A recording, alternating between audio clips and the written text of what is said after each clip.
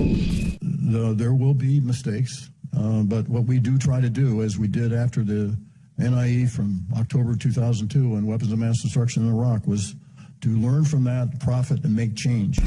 During a Senate hearing today, the Director of National Intelligence, James Clapper, once again confirmed that the U.S. officially believes that the Russian government was involved in not only propagating fake news, but also fake news websites during the 2016 presidential election. So, of course, this is the exact same assessment that they made in October. They didn't present any new evidence. They said that we're going to have to wait. Our curiosity, we're just going to have to quell that until early sometime next week. The president is being shown their alleged evidence today. Donald Trump is going to be receiving that briefing tomorrow.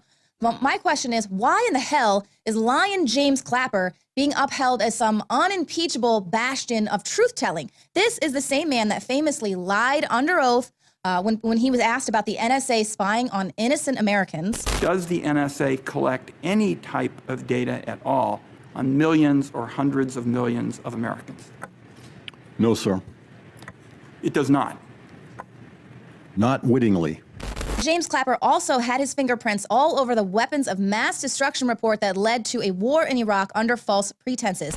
In light of your saying that you are even more resolute now in your conclusion about Russian involvement in this hacking, that comparing it to the judgment made about weapons of mass destruction in the Iraq situation is totally a red herring, totally wrong. Yes, I agree with that. My fingerprints were on that national intelligence estimate. I was in the community then, that was 13 years ago. We have done many, many things to improve our processes, particularly with respect to national intelligence estimates, in order to prevent that from happening again. Clapper played a very important role in that estimate. From 2001 to 2006, he headed the National Geospatial Intelligence Agency. This was the Pentagon unit that was responsible for interpreting spy satellite photos and other technically gathered intelligence. In October of 2003, James Clapper said that it was unquestionably true that Iraq moved weapons of mass destruction to Syria.